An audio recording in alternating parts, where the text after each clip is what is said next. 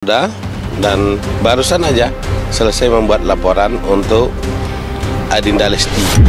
Dia nggak bagus nyanyi lagu itu, nggak mungkin dia menang, nggak mungkin sekarang dia jadi artis. Harusnya tahu terima kasih dong. Berharap tidak ada Lesti-Lesti yang lain yang kejadian yang seperti ini. Karena hak cipta.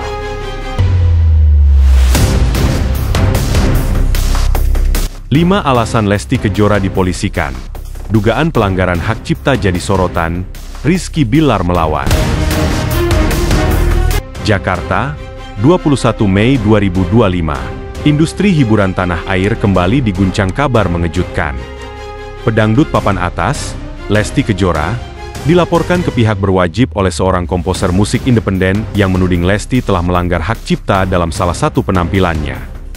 Kasus ini dengan cepat menjadi sorotan publik, terutama karena Lesti selama ini dikenal dengan citra bersih dan karir gemilang.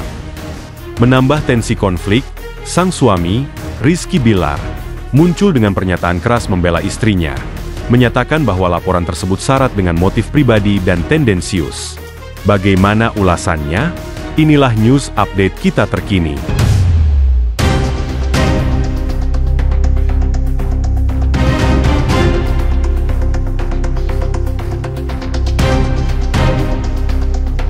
Berikut ini adalah 5 alasan utama yang melatar belakangi pemolisian Lesti Kejora, serta bagaimana Rizky Bilar mengambil posisi melawan tuduhan yang dianggap mencemarkan nama baik keluarga mereka.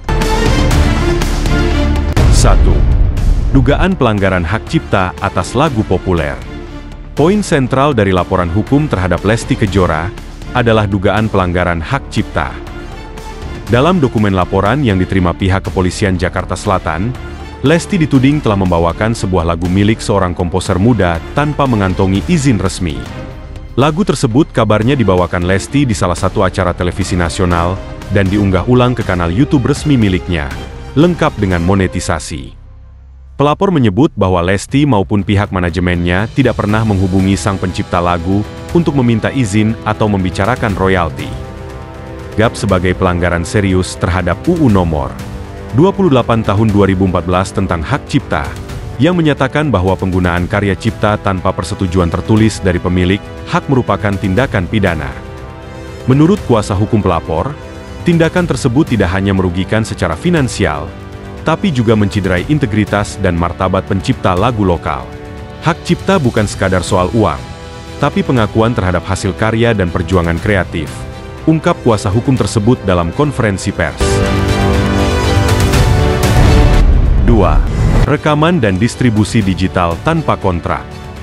Selain membawakan lagu tanpa izin, laporan juga mencantumkan bukti bahwa penampilan Lesti atas lagu tersebut telah direkam dan didistribusikan melalui berbagai platform digital tanpa adanya kontrak lisensi yang sah. Platform seperti YouTube, Spotify, dan TikTok menjadi jalur utama distribusi konten tersebut. Dalam sistem distribusi digital, hak atas performa dan rekaman audiovisual diatur secara ketat. Jika seorang artis merekam dan menyebarkan lagu tanpa kontrak yang mengatur pembagian hak, maka tindakan tersebut bisa dikategorikan sebagai pelanggaran hak moral dan ekonomis sang pencipta. Pakar hukum dari Universitas Indonesia, Profesor Dr. Yuliana Paramita, menegaskan bahwa aspek ini seringkali luput dari perhatian para artis besar. Mereka berpikir karena sudah populer, bisa bebas menyanyikan lagu apapun.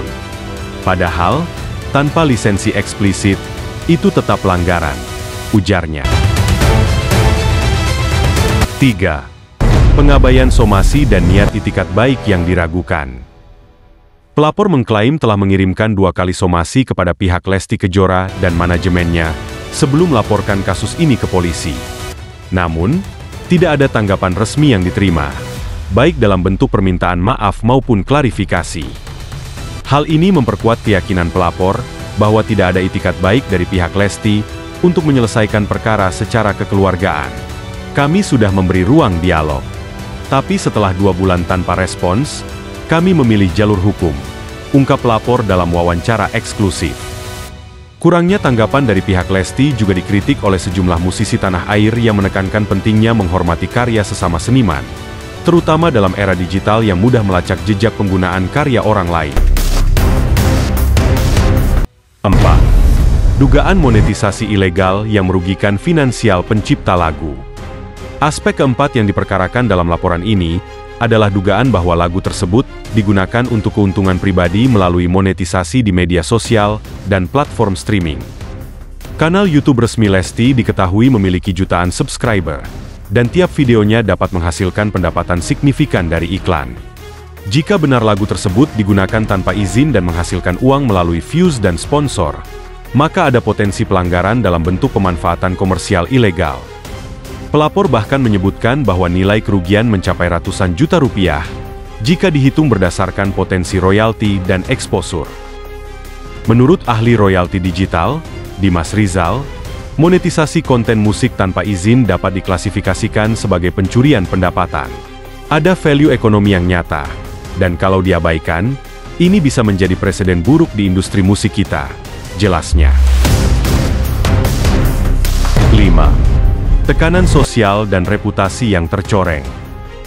Meski bukan bagian hukum secara langsung, alasan kelima yang menjadi pertimbangan dalam pemolisian ini adalah efek reputasional yang dialami pelapor.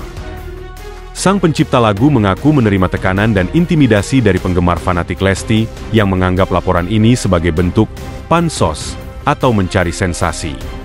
Beberapa akun media sosial pelapor bahkan diserbu dengan komentar negatif dan ancaman yang membuat situasi menjadi tidak kondusif. Ini juga membuka diskusi soal tanggung jawab selebritas dalam mengontrol fanbase mereka agar tidak melakukan perundungan siber terhadap pihak-pihak yang sedang berkonflik secara hukum. Rizky Billar melawan. Kami tidak akan diam.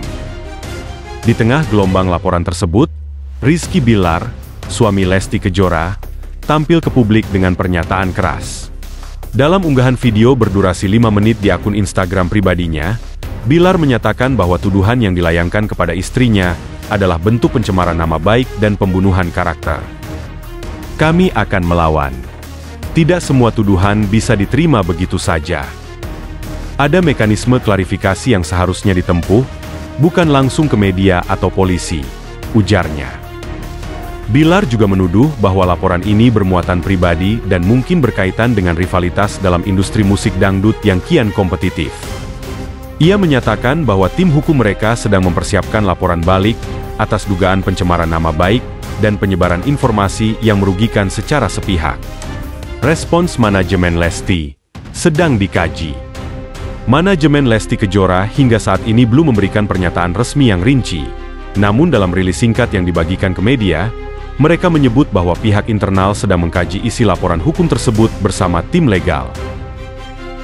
Kami menghargai setiap masukan dan akan mengambil langkah sesuai ketentuan hukum yang berlaku.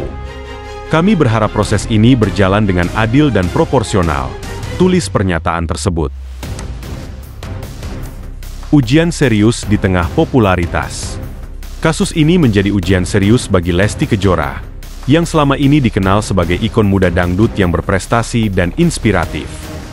Popularitas ternyata tidak membuat seseorang kebal dari tuntutan hukum, terlebih dalam dunia seni yang menuntut penghargaan penuh terhadap hak cipta.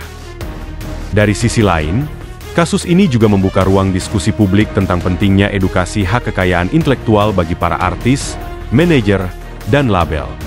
Semakin besar eksposur, semakin besar pula tanggung jawab hukum dan etika yang harus dipikul. Perjalanan hukum kasus ini masih panjang. Apakah Lesti Kejora benar-benar melanggar hak cipta? Ataukah ini hanya kesalahpahaman yang dibesar-besarkan? Waktu dan proses hukum yang akan menjawabnya.